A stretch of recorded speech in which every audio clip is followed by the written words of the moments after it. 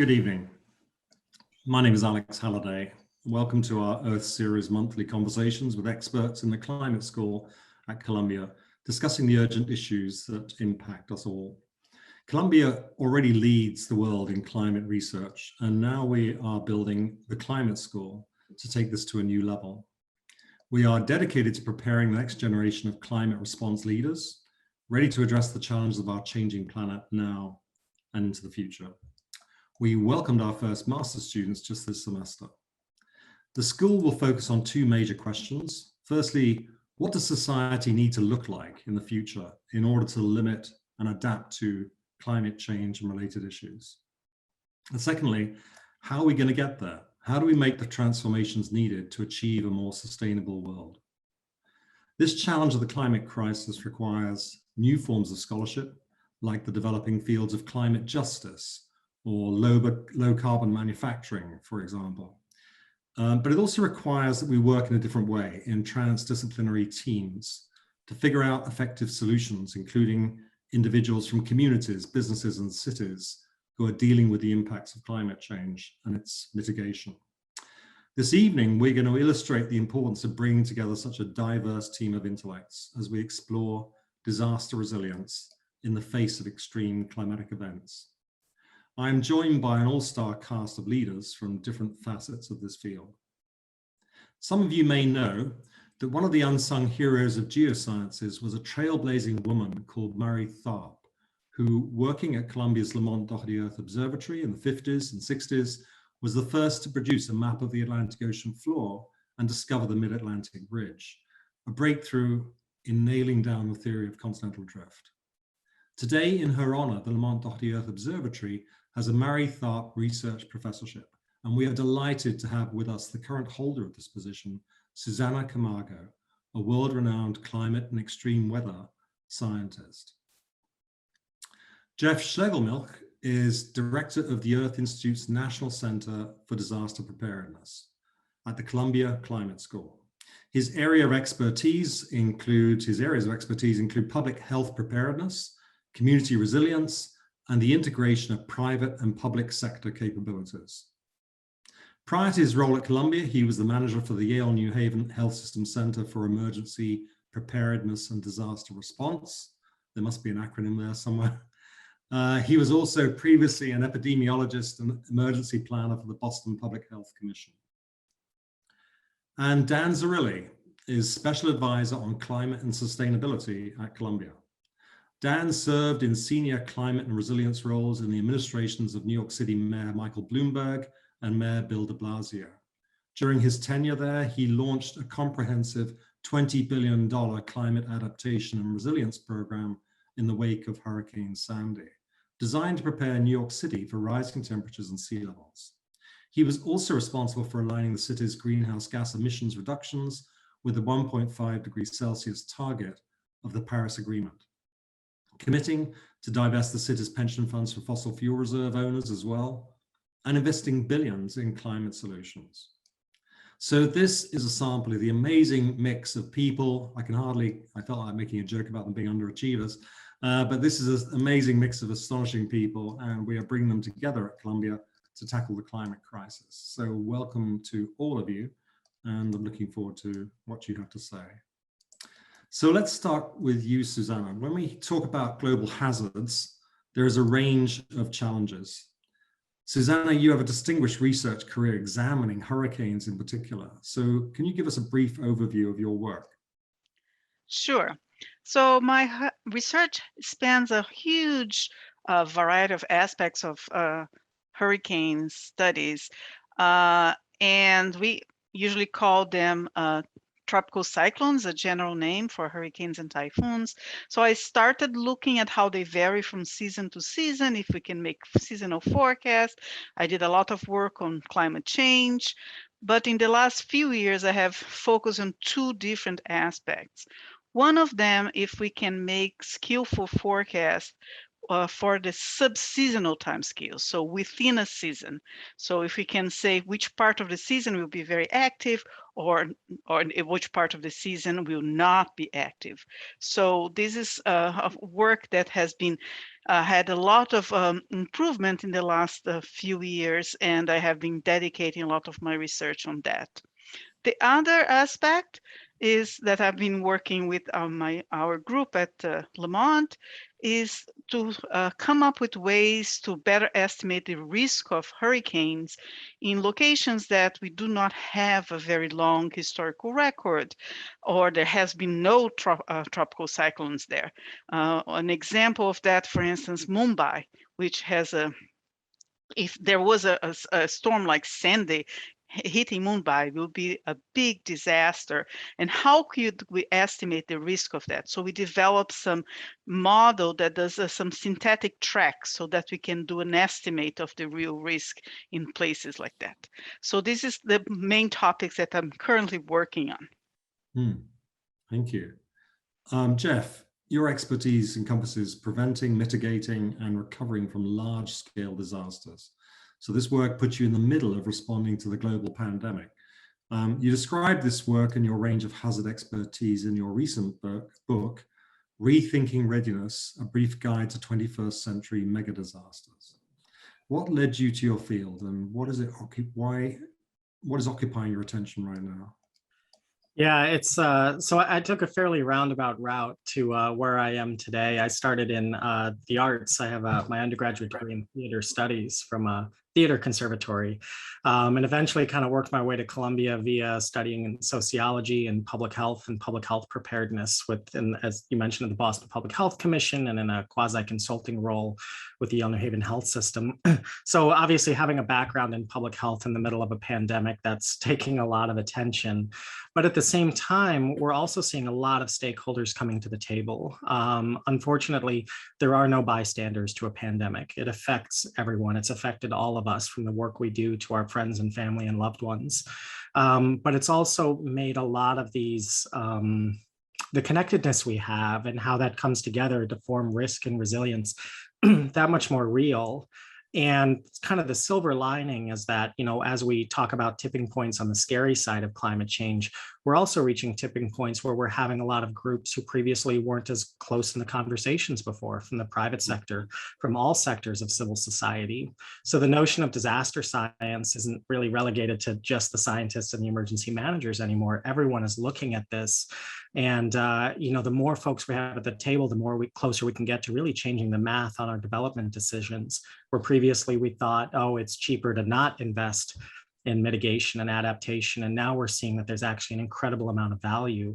And that has the potential to be very transformative in the way that we approach development, both from a disaster perspective as well as a climate change perspective. So just grateful to be here with this conversation with everyone here, because the more thinkers we have in the room, the closer we are to getting some answers. Yep, that's great. So Dan, after 8 years in New York City's climate czar, I think that's how the UK's Guardian newspaper, I think, described you. You stepped down, but you were central to the city's response to Superstorm Sandy, and you developed a strategy to make the city more resilient to global warming. You also confronted environmental justice issues. So now we have you here at the Climate School. Tell us what you're going to be doing, what's in your work, and what you're up to. What do you see as your new role? Thank you, Alex. It's a real pleasure to be here this evening. And I have to say, whenever I've been called the climate czar, it always reminded me of what happened to the czars. But it's a funny moniker that we seem to apply to lots of roles like this. Yeah. I had a real career pivot with Hurricane Sandy. I was initially trained as an engineer. I did a lot of construction and real estate work, mostly on the waterfront here in New York City. And of course, it was those waterfront assets that were most hardest hit during Hurricane Sandy, which brought me into the recovery and resilience planning, and really opened my eyes to the reality of what climate change means to a coastal city with 520 miles of coastline here in New York Harbor. And you know what drives me in this work? I think I've come to the conclusion that it's impossible to understand the reality of climate change and not do something about it, not confront it.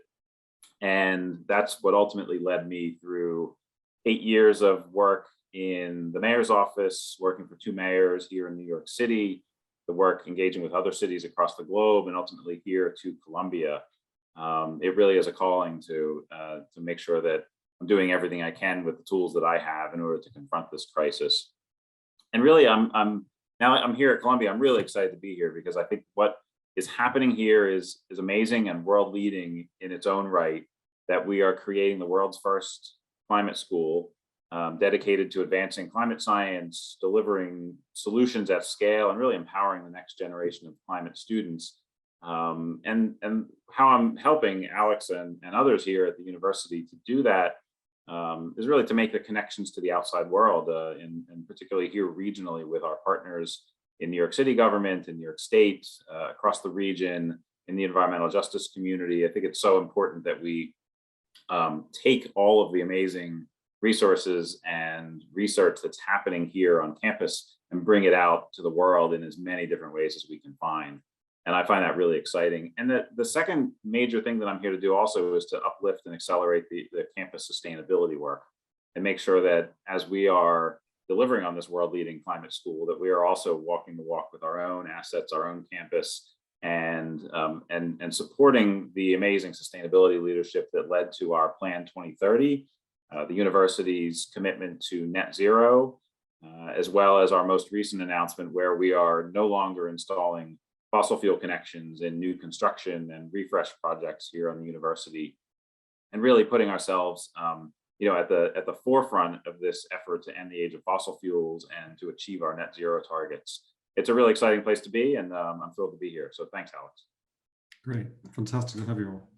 So let's get started with some questions. So let's kick off with some simple questions about hazard. So from your perspectives, which are the most urgent hazards that we need to be worried about and in need of attention? Maybe I'll start off with you, Susanna.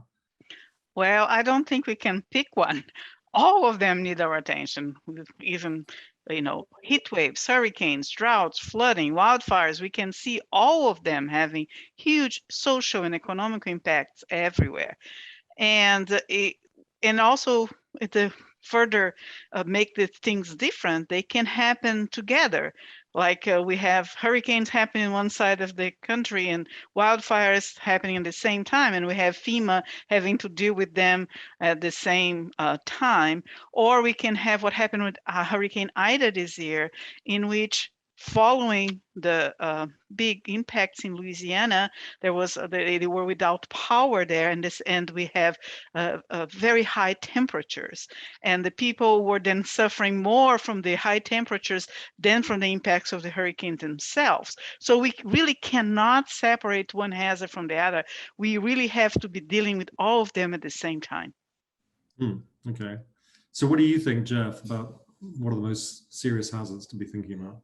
Yeah, I mean, I certainly agree that, really what we're looking at into the future isn't one hazard at a time, but it's actually compounding disasters. And I like to think of this too, as really, it's not about preparing for any single hazard, but looking at what are these root causes. And in my book, I talk about these different hazard areas: pandemics, climate change, infrastructure failure, and others, where human development is actually driving the threat itself, like spewing out all these greenhouse gas emissions, as well as the underlying vulnerability, like building in a floodplain or building in areas that will flood. And we tend to experience the consequences of unsustainable development through the lens of disasters, and we experience it through a specific hazard. We like scenarios, we like to talk about hurricanes, but really this is the common thread between each of them. So when we think about disasters and mitigation and preparedness, a pandemic is not all that different from climate change. Okay, there's some very significant differences between the two, but in terms of those root causes, in terms of how we're building our societies and building those protective layers. And so the disasters themselves are really more symptoms, and we can better treat the symptoms, but also need to address the underlying seriousness of sort of how we're building our environment, how we're interacting with our environment to a way that's not only more sustainable, but also safer into the future. Yeah. If I can jump in, Alex, there's a way that we thought about this in New York City for quite some time, that in thinking about the risks that we face, hurricanes probably cause the most economic loss and damage across the city, but things like heat waves kill more New Yorkers, and I think across the United States this is true as well, than any other natural hazard. And we see the impacts something like Hurricane Ida and the heavy intense rainfall that also killed over a dozen New Yorkers just last month. And then thinking about something like sea level rise, which really is truly existential to a coastal city like New York City, and will absolutely reshape coastal cities as we start to get out to the end of this century with 3, 5, 6, 9 feet of sea level rise. It's hard to imagine some of our coastal communities not being dramatically reshaped by those kinds of events. And yet I worry about these compound events as well, like Susanna has mentioned. And just to follow up on Jeff, I guess, this idea that the pandemic also exacerbated some pre-existing conditions in our society, and climate change is going to do the same thing. And the stresses that we face from, whether it's historic segregation in our cities, redlining, and just general inequality, climate change is going to be just a multiplier on top of all of those if we don't think about the solutions with a justice lens as well. So I think we have to really make sure that the solutions, that the way we think about the challenges and solutions is really grounded in our understanding of how society works and how it doesn't work. Yeah, that's really a good final line to it. How does society not work? And so I think the pandemic's shown that nicely. We'll come back to that later. We're about to have COP26 in Glasgow next month. So you typically think of that as the meeting where everybody gets together and argues about trying to improve their targets for reducing carbon emissions. But what do you think COP might need to achieve in terms of climate adaptation? Do you see particular things that need to be thought about there? But when we bring everybody together, Jeff, do you want to? Sure. Yeah. And actually, I want to echo Dan's point too about just the inequities that the consequences of disasters, the consequences of climate change are not spread evenly across society, that they disproportionately affect others. Just to give a quick example, there was a recent analysis that showed areas that have formerly redlined are more likely to be in flood-prone areas. They're also more likely to be anywhere from 5 to 12 degrees hotter on average. So these legacies of inequality, these legacies of discrimination self-perpetuate unless they're consciously addressed. So when we look at COP26, I think these themes are there, but also recognizing that, and with the pandemic has given, once again, reaffirming data. But additionally, too, I think reaffirming the commitments that have been made. It may seem like a simple thing. It may not seem like a very dramatic thing, but at the same time, we're really in an environment that has been frankly battered by COVID-19, by really divisive politics. And the answers for how to address climate change, for how to address the disasters that come from it, have not changed that dramatically. We do know what we need to do. It's we need to reaffirm and keep moving in that direction. And we can argue over the specifics and the details, but by and large, there's tremendous amount of agreement over what the way ahead looks like. Susanna, what do you think? I think that the COP goals are very clear. There's no, doubt on that. The net zero, try to make 1.5 warming as an achievable goal. The problem is how to get there, how we can negotiate the policies to make that actually a reality. And I think, internationally or nationally, that's the crucial step that we are now. We understand the science very well. Of course, I like the science and I want to continue to understand the science, but I think what really is important now is what we're going to do, the policies that we're going to, and how we're going to actually change what's going on in order to achieve these goals. Yeah, indeed. So I guess it ties in a little bit to what the Biden administration is going to do as well. I don't know whether you've got any thoughts on that, because I guess we learn every day what might or might not happen, and that's American politics. Any thoughts? Well, I think it's crucial here, Alex, to recognize that the Paris Agreement, obviously is a non-binding agreement. It works a bit on the honor system. It also works a bit on peer pressure. And I think what we're seeing play out in DC is the worst version of what could happen, which is the US showing up empty-handed to Glasgow next month, and that's sending a signal out to other nations that maybe they don't need to go as far or do as much as well. And we'll see what the impact of that could be on a China or an India. And it's going to require the Biden administration to leverage every bit of executive action they can if they can't get something big and bold and at the scale of the challenge through Congress at this point. And we hope it's going to be enough in order to help bring about others to the table to raise their ambitions as well. Yeah. Susanna, what do you think? Well, I think we were all very optimistic at the beginning of the Biden administration, and now the news that are coming from DC every day are a little less rosy than we wanted, and it's a little frustrating that we have, very few people holding the progress that we could have been doing in terms of climate. And I really think would be important to make some progress and show that we're committed to that. Yeah. I hope that things will change, but let's see what happens. Jeff, what do you think? Yeah, I definitely agree with my colleagues on this, but also that, executive action gets you so far until the other team is elected and they undo all those executive actions, which we've seen over the last few election cycles. And so I think codifying this into law is absolutely critical, codifying it into regulation, which also means the value has to be communicated. I always like to say we can't get where we need to go with 51%. For some reason, there is a significant cohort of folks who aren't buying into this. And why aren't we reaching them? Why haven't we made the case? Why isn't the importance of this and the value of it being understood? And I think that's on us as much as it is for those who haven't gotten the message. So we need to keep working on that. Coming from a disaster space, I'd also be remiss if I didn't say we really need comprehensive disaster management reform.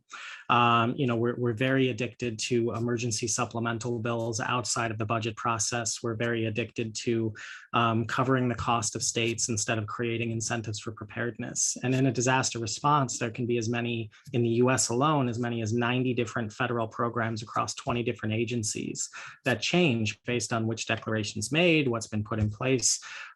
So we really have a lot of tools for managing the present that are based on the world of the past and aren't ready for the world of the future. So really unpacking this and looking at this inflection point, because these changes are only going to accelerate, and we need the legislative and executive moves to match the preparedness in other sectors as well, and lead it where it can.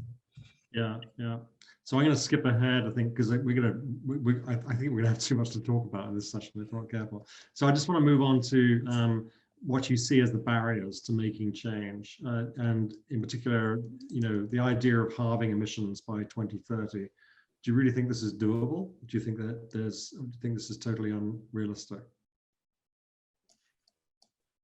Jeff?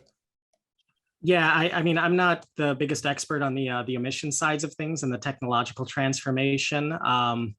It's obviously an audacious goal, but perhaps that's what we need right now. But I think we also need to recognize that things are going to get harder before they get easier, that there's still a lot of resistance to overcome, a lot of outreach that needs to be done. And the die is cast to a certain extent for certain challenges that we're going to face, which is why we talk about climate adaptation as well as mitigation, needing to adapt to the changes that will already be made. So we need to, in my opinion, I think we need to push for a world with transformation, but prepare for one where that change is more incremental. And it's maybe slower than we want it to be, but continues to move in the right direction. And we keep pushing and growing that course of support. Okay. Susanna, do you want to add anything to this on the... Well, I think that we have also to focus what the important things are.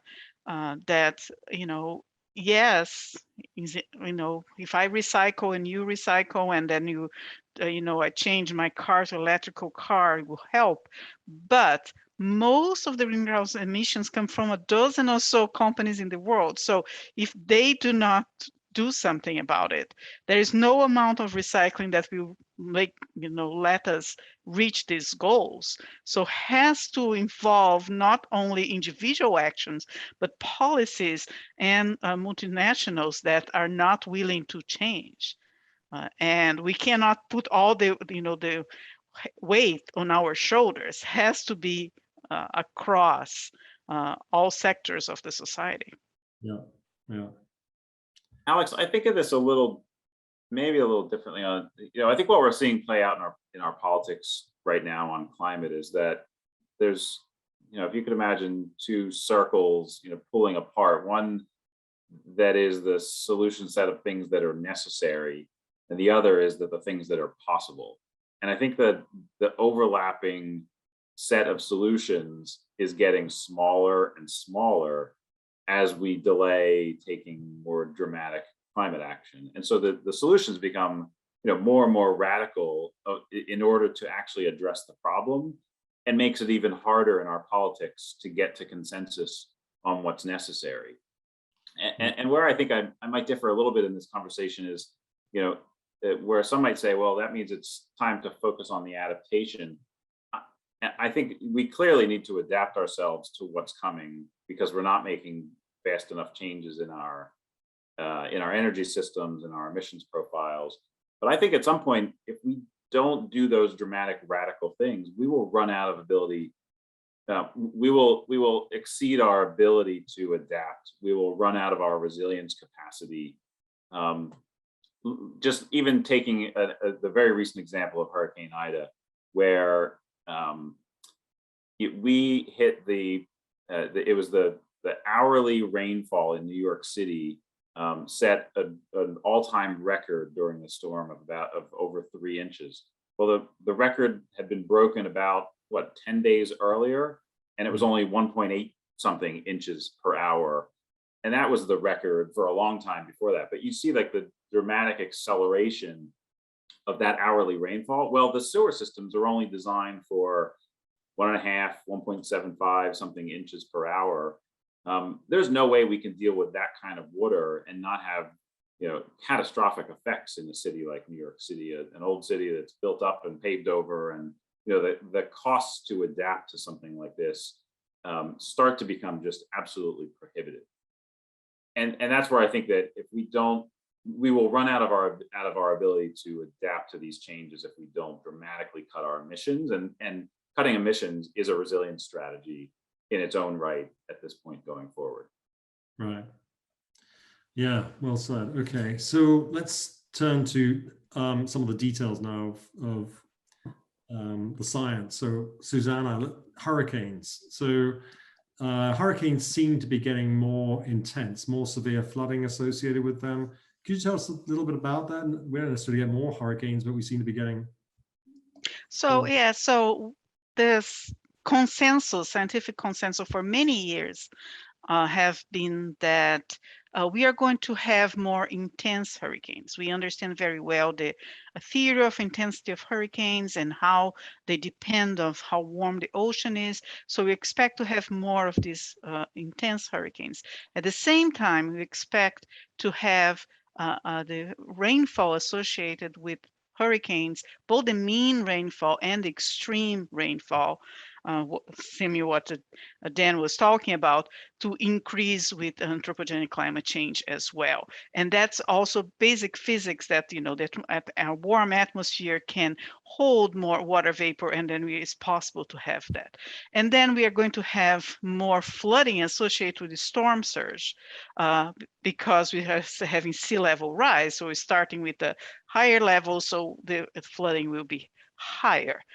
There's a lot more confusion in terms of the numbers of tropical cyclones around the globe. We actually do not have a good scientific basis, theory for the number of hurricanes. So all our projections are based on climate models. And while a few years ago, 5 years ago, they are all projecting having fewer tropical cyclones globally. Now, a few of them are projecting more, and that's where we are trying to understand what's going on here. So the number per se, if they're going to increase or decrease, is one of the largest uncertainties that we have in our projections. But the other aspects, they are very robust, and we understand them very well. So is that, just to follow up on that last bit, is the reason we're not clear about whether we're going to have more or less to do with the way the atmosphere starts to break up hurricanes as it with global warming, or it's just more is really a question of the science of hurricanes, that, for instance, we do not understand very well why do we have about 80 hurricanes globally per year. And if we do not understand that basic science, then it's very hard to make projections if that number is going to increase or decrease. So it's really a basic science question that makes that hard. But you have to think, the way I think about it is really, if we have more hurricanes or fewer hurricanes, what's important is their impacts are going to increase. Doesn't matter what's going to happen if we have a slightly more or fewer. If we are going to have more of the intense ones, more flooding, more precipitation, the impacts will increase. Doesn't matter what we're thinking about it. If you can think about a season that we don't have a lot of hurricanes, like because when you have El Nino, for instance, and then we have one hurricane like Hurricane Andrew that make a huge devastation. So it really is not that important that the rest of the season was not very active. We have one that made a huge impact. That's enough, especially if you live there. So, the current Atlantic hurricane season, how would you describe that? It has been very active until in September, and then it became very quiet suddenly since the beginning of October. And that's exactly the kind of science that I'm working on. Try to understand if we can make this kind of forecast that will be a very early part of the season, very active, and then it's very quiet. So it doesn't seem that we're going to have any hurricanes in the next 5 days or so. So I'm curious what's going to happen by the end of the season, because last week NOAA declared that we are in a La Nina type of event again. And when you have La Nina, the hurricane season tends to be more active. So let's see how the end of the hurricane season pans out. Okay. And it was pretty bad last year as well, right? So it's back to back. Yes, there are 2 seasons back to back, and actually we have been in an active era in the Atlantic since 1995. Okay. So do you feel that basically, I remember when I talked to a climate skeptic once, they told me that they showed me data for the number of hurricanes and how this hasn't changed over time. It's almost like climate skeptics use this as a stick to bash people who say that climate change is happening. But what you're saying is that's rubbish, because it's not actually the number of hurricanes. We don't understand that what makes it 80 as opposed to 800 or 8. What really matters is how intense they are, and that is changing quite. You can show that quite clearly by the sound of it. Yes, and I think, well, if we had 800 would be, really different. But, you're talking about small fluctuations. And one thing to keep in mind is that our data for hurricanes is very poor. So really, before the satellite era, we would miss a lot of these storms, because how would you know there was a storm? Only if it made impact and made landfall in an island, or if you were, some ship fishing boats that were affected. So if they didn't affect someone, we wouldn't know. So we know that our data has a lot of holes before 1980, especially out of the Atlantic. So, and also we have a huge variability from year to year. So for us to say something about the trends that are currently occurring, we have to have a trend that's larger, both of the uncertainty of the data, and the variability that we have from year to year. And then when you don't have such a long time series that's very reliable and robust, as that's the case globally, it's very hard to look at trends in numbers and say that something. And then you keep in mind too that the technology changed a lot too. Your satellites from the 1970s are not the satellites that we have today. So we are able to identify some weak hurricanes, subtropical hurricanes now very easily that 10 years ago, 20 years ago, we wouldn't identify. So that's what makes the numbers a very tricky thing, because it's the combination of not having very good data in terms of just counting. Like last year, there were a lot of very weak hurricanes, short-lived hurricanes, and those storms we probably missed for sure 20 years ago, 30 years ago, 40 years ago. I see. So just to finish off before I move on to Jeff, tell me how this really impacts your work, impacts communities, and how do you take your work and actually think about a particular place that this really matters and what you can do to help? So one thing that we're starting to do is to connect our work directly to economical impacts. For instance, the synthetic tracks that we are talking about. So now we are trying to, first we did estimates only on the hazards losses, the hazard impacts. But now we are connecting that to the how vulnerable is that location, and also the possible economic impact. And so we are going all the way to the economic losses, and we are working on that right now in the Philippines, and now expanding to the Caribbean. So now we are really talking about something that people really can see more clearly, the economic impacts, than only talking about how often we can have a Cat 3 hurricane hitting where you live. I think it's a more solid thing that people can relate to. That's where we're going our research, that we can really address these issues. Great. Okay, Jeff, I just wanted to ask you, a bit about your career, really. You've just, in the middle of a pandemic, you've been made director of the National Center for Disaster Preparedness. What a time to do it.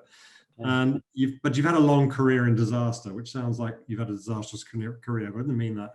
So long career in disaster. So tell me how the last several months have actually shaped your perception of the readiness of the United States in terms of the range of hazard disasters we face. What do we do about readiness? Because it seems to me like we were not really ready at all. Yeah, I think one of the things that the pandemic has really kind of shown is that you can't shop your way into preparedness. So prior to the pandemic, the Global Health Security Index ranked the United States as the most prepared for a pandemic. I think it ranked the UK number 2. And it's based on all sorts of things on stockpiling and plans and investments. And of course, we see this come into play. 1920, when was it? Yeah, I think it was the 2019. I'd have to, but yeah. So it, but one thing, that it doesn't take into account is the political polarization and a lot of the behavioral science. And so while a lot of different fields of science are very reductionist, right? You break it down into its component parts and figure out how things work. Disaster science is a lot more additive. You take the built environment, you take the social structures, you take the behavioral science, and that's where you start to get a cleaner picture. What's really emerging and has been a component for many decades, but is really emerging is the value of social connectedness, social cohesion, how we look at different leaders within the community. And it becomes a lot more than physical infrastructure investments, although that's important, and also investing in social infrastructure. And we see this, we're in a country with plentiful access to world-class vaccines, and we still can't get around the human side of the response. And so it means really reaching across a lot of different fields, from the social sciences, I just returned from the Columbia's Institute for Ideas and Imagination in Paris, and connecting with a lot of groups in the humanities, and really we need it all, because there are components for all of it. There's no single answer, there's no silver bullet.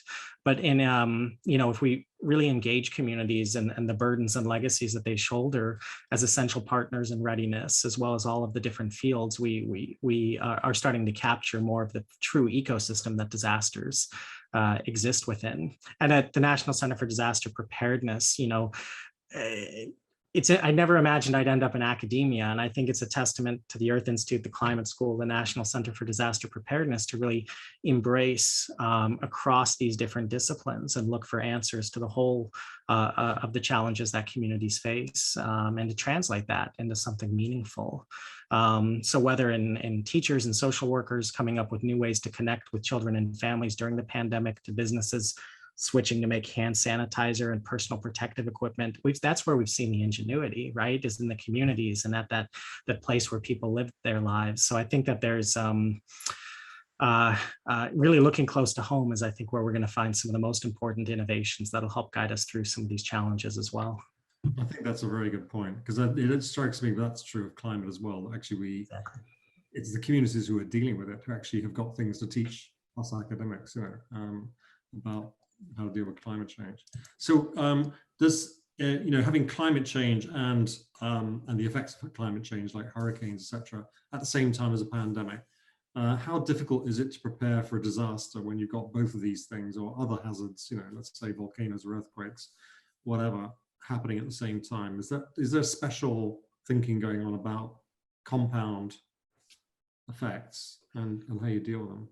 Yeah, so especially during the pandemic, there's been a lot of look like if there's a hurricane approaching and you have to have a shelter, well, the kind of shelter you have in a pandemic with a respiratory disease circulating is very different than one without. And so it was actually part of a group with the National Academies that developed some initial findings for dealing with these compound disasters, what it means for disaster planning. But at the same time, too, there are some basic elements, like we talked about before, like if you're, as an individual, most hazards, you're either going to have to stay in one place for a while or you're going to have to leave very quickly.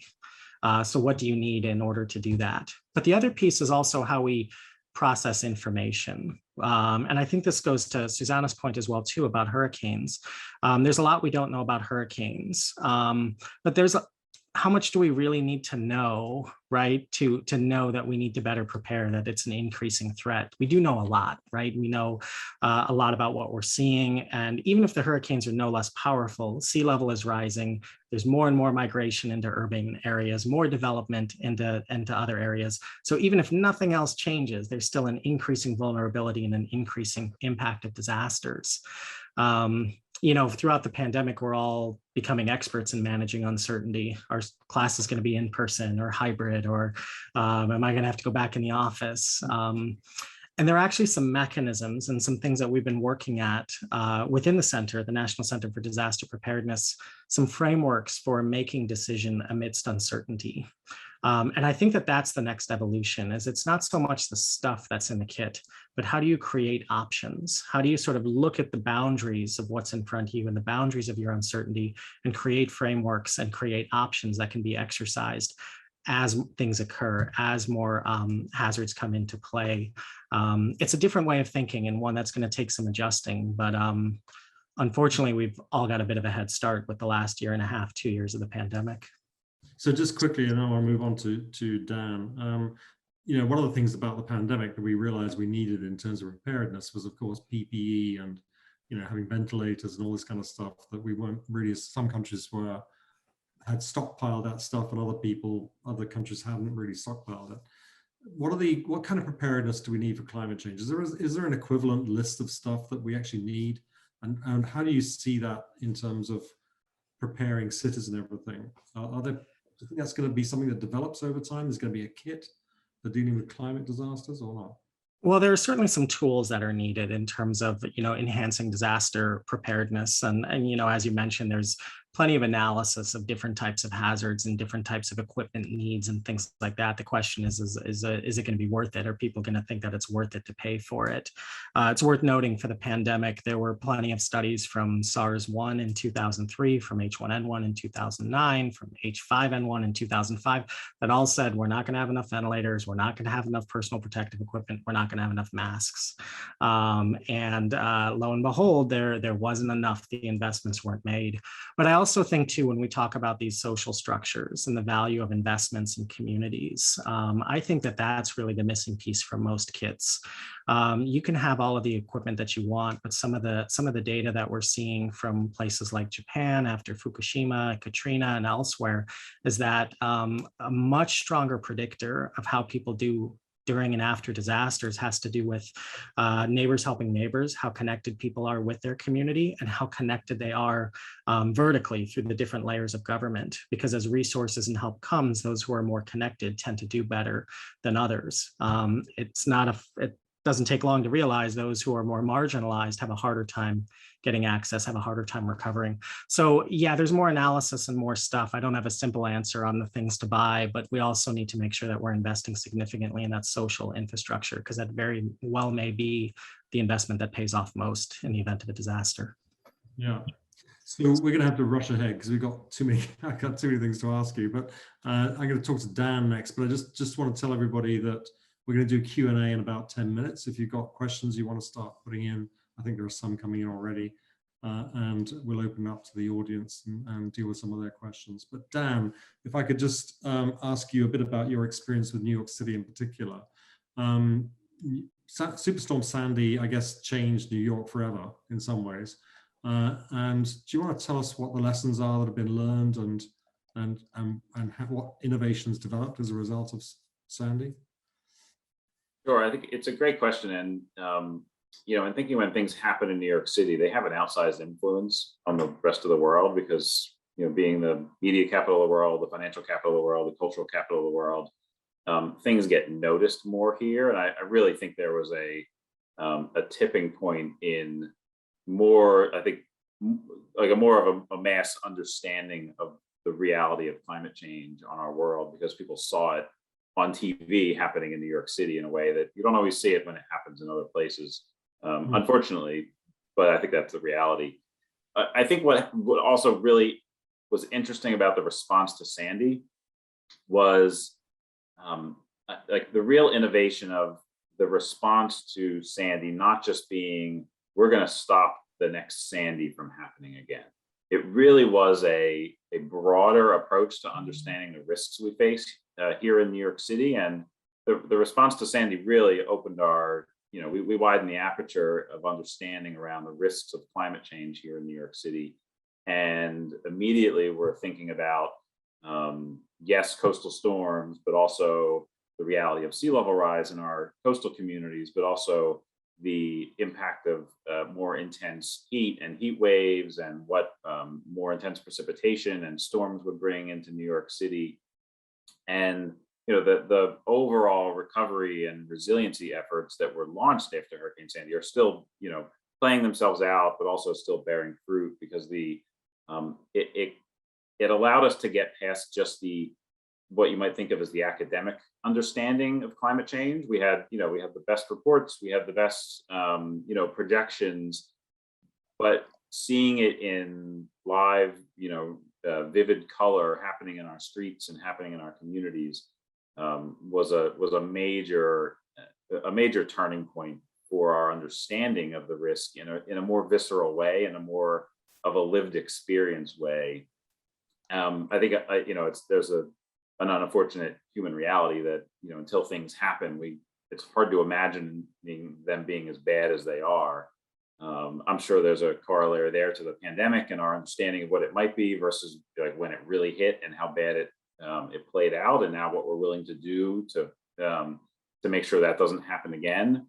I hope in these events that we continue to keep that wide aperture understanding of what our risks really are and continue to update and understand those so that we're not just fighting the last war. We're not just, preventing what just happened from never happening again, but that we bake it into a continual evolving comprehensive understanding of risk and how to protect, in this case, New Yorkers, but also all of us around the globe from what's coming. So do you think New York City is now pretty well prepared? Are there particular barriers you had to overcome in reshaping the city's response? No, it's a complicated answer, and it's especially in a political environment, it's a hard message to deliver that we are both in better shape than we were and have made enormous investments in, new hospitals and public housing, flood resiliency, and elevating, thousands of homes across our coastal community, new zoning codes and building codes, and a whole range of things that have been happening, infrastructure upgrades. I could go on. So on the one hand, we're definitely in better shape than we were, but also we have so much more to do here in New York City, and in order to really be prepared for what's coming. And I think sometimes the bar gets set at, are you either safe or are you climate proof? And I think those are unattainable goals. I think what we will be is climate ready, but we need to continue to increase our investment in the infrastructure, the social infrastructure, the preparedness programs, the things like upgraded building codes and zoning codes against a range of risks, in order to build a truly resilient city and society. But it's going to take continuing effort, and we're going to continue to run into the challenge of the bar is going to keep getting higher on us if we don't cut our emissions and peak our emissions and get them to dramatically reduce, which has yet to happen across the globe. So New York has set pretty high standards for what it's trying to achieve in terms of emissions reductions and changing their own carbon footprint. Do you want to say a bit about that? Do you feel that they're putting enough effort into mitigation, or do you think that actually mitigation is going to be so incredibly hard they really need to focus on adaptation more? Well, like I said before, I think it's, we will run out of our adaptive capacity if we don't get our emissions under control. And so we need to focus on both. We've, as a city, the New York City is committed to doing its part to deliver the 1.5 degree target as set forth in the Paris Agreement. We've set commitments to be carbon neutral by 2050 with an 80% reduction in actual greenhouse gas emissions by 2050 as well. So dramatic reductions. And that's going to come about by, 70% of the city's greenhouse gas emissions come from buildings. World-leading legislation was passed to dramatically reduce those reductions with mandatory retrofits of the most polluting buildings. So that's a piece of policy that has basically will shape the future of New York City's emissions profiles, emissions which have already peaked in New York City. So emissions have peaked, they're going down, they need to go down faster, and it's policy like our building retrofits law that's going to continue to drive it down. The city worked for a long time to secure more renewable energy directly connected into New York City, and things like offshore wind, and now the governor's most recent announcement of new transmission from hydropower, both upstate and from Canada, directly connecting into New York City, are part of that equation. So that we're pointing in the right direction. It needs to move faster here, and of course it needs to move quickly as well. Okay, so we need to wrap this up and go to Q&A in a minute, but I just wanted to ask each of you a quick question, which I always ask on these events, So is there sort of one thing that you actually, if you had to really have a take-home message for our audience, what one thing do you think you would actually like to have people really remember from this conversation? So Susanna, let's start with you. I would like people to think that there is hope. We can change the future. We can do something about it. And it's not that we are, there is time still to do it, but we have to do it now. So we have to really push the, powers that can do this change to work on it, and we can do it through our community work, through our votes. We can do these changes, but we can't wait, and it has to be now. Okay, Jeff, what about you? Yeah, I mean, echoing a very similar point. I mean, the way ahead is to really reach across all of the different sectors of science, the different sectors of society, to work together towards a common goal. people ask me how I remain optimistic, and I get to work with amazing people every day who are very dedicated to solving some of the biggest challenges that confront us. And if that doesn't get you up and going to work every day, I don't know what will. So it's, yeah, the challenges are great, but I think our capacity is greater. We just need to keep building towards that. Dan, what about you? Yeah, I'm reiterating my point before that, we can't just resilience our way out of this, although we certainly need to adapt more and build more resilience. We really need to be cutting our emissions as a way to manage our climate risk. And I want to make a plug for something that didn't come up, but I think that's related here. This work of both adaptation and resilience has to happen with communities. And in particular, the key lesson and one of the most important things we did here in New York City was advance environmental justice legislation that brings more communities to the table to help us embed environmental justice into our decision making. And I think it will prove to be one of the most important and long-lasting items that we did in city government over the last 8 years, to really make sure that we're bringing those principles and baking it into how the city makes decisions to the benefit of all of our communities. And I think that's core to our ability to truly adapt and mitigate our contributions to climate change. Okay, well, thank you very much. So let's turn to some Q&A. We've got some questions from the audience already. So these are being triaged. I don't think we're going to get through all the questions, I'm afraid. There's over 40 questions here. Let's kick off with this one about the endless amount of data that we've got already and research has been done on the intensity of disasters. But the problem is implementation. And what is the major reason for the slowness to get implementation and implement recommendations from people like yourselves and to actually bring about the kind of policies that we really need? Jeff, do you want to kick off with that? Yeah, I think that's a really good question. And, I think a big part of that is that the processes for implementation are inherently slow. They're inherently sort of protective to make sure that they're done with a lot of community input and then make sure that they have all the different perspectives involved. And when you have contrarian perspectives, it makes it harder. It takes it a lot longer to move these things forward. I would also say too, I suggest as well too, in some areas we have a lot of good data. In other areas, the data may not be quite as good as it seems. So we know disasters are bad. We know that investments need to be made, but disasters are rare events. And exactly how to invest that $1 trillion optimally. We have some of the picture, we don't have all of it. I guess it's just ultimately the scientific processes need to flow through social and political processes, and there's a lot of nuance and complexity that goes with that. Yeah. So there's a similar question here, which I'm going to bring to you, Dan, which is, we understand all the variety of hazards that we have, but what are some concrete specific proposals that we should be pushing forward to best mitigate future disasters? Is New York City, has it got some really clear plans of what it's going to do in terms of barriers or whatever to deal with this? Or do you think that we're still not really there in terms of concrete planning? No, I think we know exactly what, exactly is probably maybe a little too strong, but we know what the pathway looks like from here to a net zero or a carbon neutral city. We know where the emissions are coming from, and just to use the most prominent example that plays out in New York City politics is buildings. And,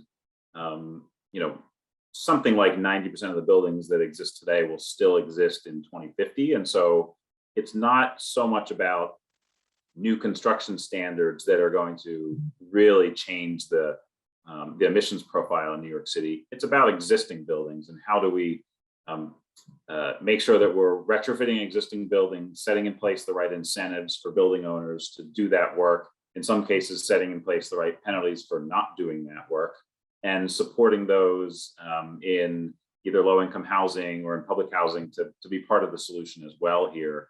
And these are big political fights, right? These are, this is, apportioning out who's going to pay for what portion of this. And this continues to be a challenge in New York City. I think we're going to see it play out over the next couple of years on the implementation of what's known as Local Law 97 here in New York City.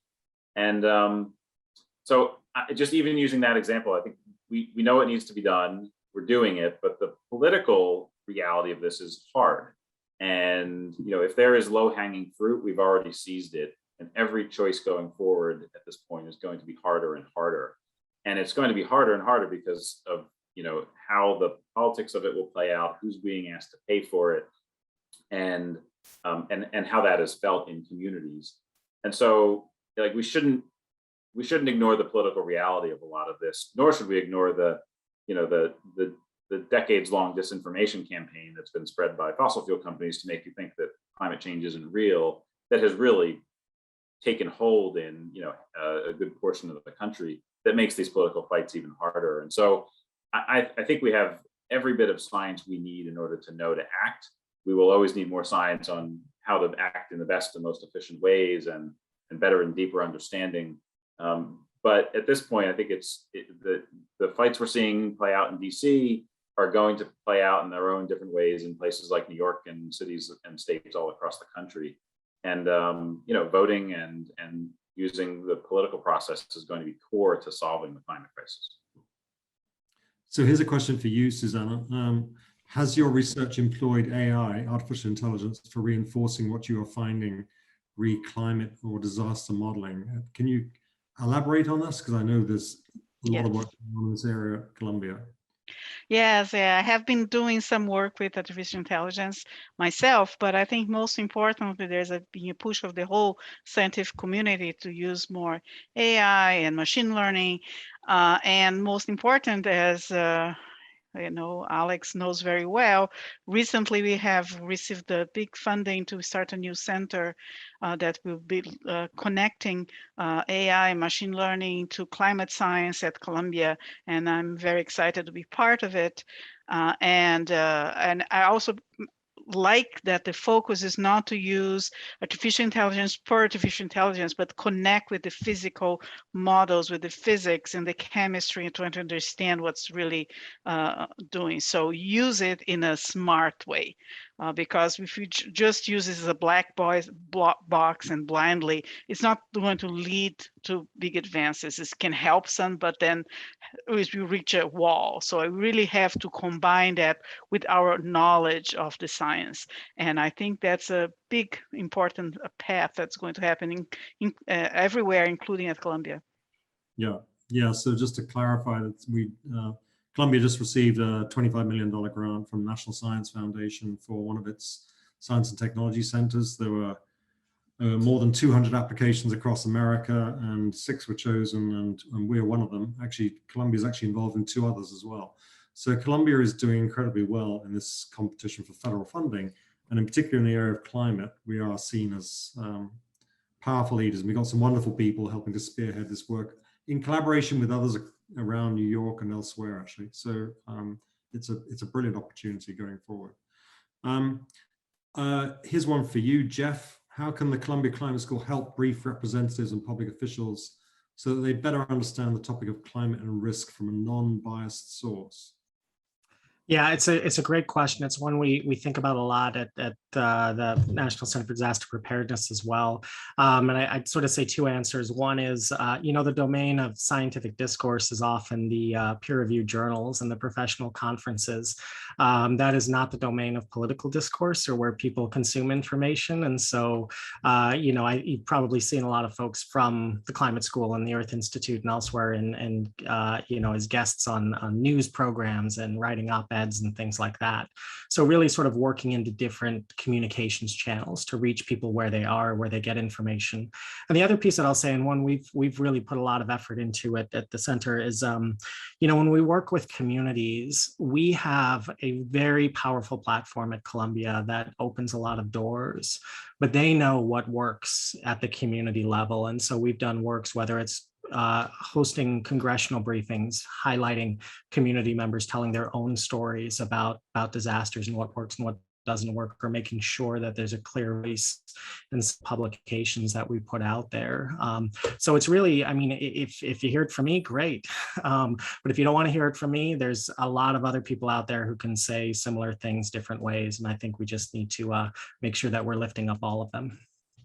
Dan, have you got an Yeah, I think, and you'll probably know where I'm going to go with this, and you know this well. The New York City Panel on Climate Change, I think, is a model here that takes it into a realm of deep partnership, where academics, researchers, the climate scientists. What we set up a body over a decade ago in New York City where we were asking the questions together that we needed from the government side. We needed help answering on adaptation and climate projections, knowing that when the product came back and the answers came back, that it was going to be policy actionable because we were developing it together. And I think there's real value in that sort of, I describe as deep partnership, because it was relationships formed over the course of a decade that were building trust, building understanding. I think the researchers were understanding how the policymakers think. The policymakers were getting a much deeper understanding of the climate science. And it has been an absolutely phenomenal success in helping shape both in the pre-Sandy world. It helped us understand the academic understanding of climate change. But in the aftermath of Sandy, when dollars were flowing, it helped us apply them and direct them in ways that were actually helping us reduce risk and to do so in a way that was happening at scale and also happening effectively. So I see those sort of deep partnerships as very, very effective at bridging the gap between the creation of knowledge and the application of it. Okay, so there's another question here about the term climate justice. So Susanna, I'm going to throw this at you. We've heard the term climate justice. What is the reality of this and what would it look like? I think that's a very interesting question, and we may all want to chime in here. I thought we'd start with you. Well, I think we know very clear, and as Jeff talked a lot about this pandemic, we saw that different communities had different impacts. And some, the more vulnerable, end up suffering more. So when we think about in climate, we have to think about that as well. When we look at the communities that are more vulnerable, we have to, in terms of when we think about the solutions, we think about how we're going to address their vulnerabilities as well. That's how I see it. We have to take not only the economical realities, but also the social realities when we are coming up with the planning and the solutions on what we're going to do. Okay, so I've got a couple more quick questions and then we need to wrap it up, I'm afraid. I think this issue, that question of climate justice is such an important issue. It's like it's a new subject that we need to really think and build our research capability around here at Columbia, but every other university is thinking the same thing. And so I think that it's going to be a massively important issue that we should be discussing further on panels and up ahead. I just want Alex, to quickly... can I give an example on this? Just briefly, the city of New York just announced a program, and this is after I left, but I think it's amazing, was using, I believe, federal funds from the recovery to help create jobs, decarbonizing buildings in Brooklyn, but was doing the hiring for that program in areas that have high gun violence in New York City as partly a diversion program in order to help New Yorkers that might fall victim or be pulled into a lifestyle that they wouldn't otherwise want to be pulled into, by providing jobs, being part of the green economic transition, and helping install things like solar panels and heat pumps. It was a commitment of, I think, 1,500 jobs that were created just a few weeks ago to really bring those on the front lines of the climate crisis, as well as those that have been victims of other historic things like segregation and redlining in the city, and that we've talked about earlier, and bring them. This is like real Green New Deal stuff of creating jobs in communities that have been hardest hit by the climate crisis, and turning that into solutions. And I think there's a real climate justice win there that I think more people should know about. So I'm going to throw the final question to you, Dan. Actually, this is, what do you think the impact will be from closing Indian Point? What is the role of nuclear in solving the climate problem? And it strikes me that this is a really interesting question that we need to be thinking about, and in terms of how nuclear will play out in the coming years. No, it's a great question with an unfortunately simple answer. It's being replaced by natural gas. And the city of New York was very clear throughout this process that, hey, like the state ultimately had the decision on what was going to happen at Indian Point and wanted to close it, but that the plans for dealing with the air quality impacts, the elimination of that zero carbon energy, the affordability and the cost affordability of that energy replacement, none of that really happened in the way that it should have, and it closed, and now our emissions are going up. I think there ultimately needs to be a different reckoning, and this is happening across the country. We're seeing it play out with Diablo Canyon in California right now, where existing operating nuclear plants, it seems like just short-sighted in order to close them at this point. But that seemed to have been the direction and the choice that was made, and it's being replaced by natural gas, and it's just making us dig out of a deeper hole, particularly here in New York City, where we're transmission constrained, and we have a harder time accessing clean energy that might be produced upstate, which is why we're so happy about, and I think that as a city, we should be happy about the fact that we're able to tap into more clean electricity with new transmission that the governor just announced a few weeks ago for that Canadian hydro and upstate wind and solar to bring it directly into New York City. But the impact of Indian Point is it will be short term, but it's just making the job harder. So that's all we got time for today. There's many more questions that we could have answered and addressed. And actually, there are many more questions I had as well. So we should make these things 3 hours long, I think, basically. So let me just finish by saying thank you all for an amazing conversation. I'd like to thank Jeff, Susanna, and Dan in particular for giving us their insights and their fantastic depth of experience and knowledge to address this particular issue of disaster preparedness and what we're going to do with climate. I think one of the things that I would actually like to just say in finishing is that this is such an important time for us. We're building a climate school because we have to act really fast and we have to move aggressively to tackle the climate problem. And a school might sound like a rather slow thing. These things are sort of ponderous parts of a major university like Columbia. But we're moving very fast, and we're very keen to get your support in any way you can help. And we'd particularly like to thank those who've been making gifts to the Earth Institute and the Climate School in the recent past. I'd also like to thank the people who've actually come along this evening and have been listening in and asking your questions. We're very keen to follow up with you in future. If you've got questions, we'll see if we can do something about addressing them. But this is what we're going to be doing in the Climate School going forward. One particular opportunity you have to support us in the coming days is this Wednesday, which is Columbia Giving Day. We have a 24-hour online fundraising event, which is going on.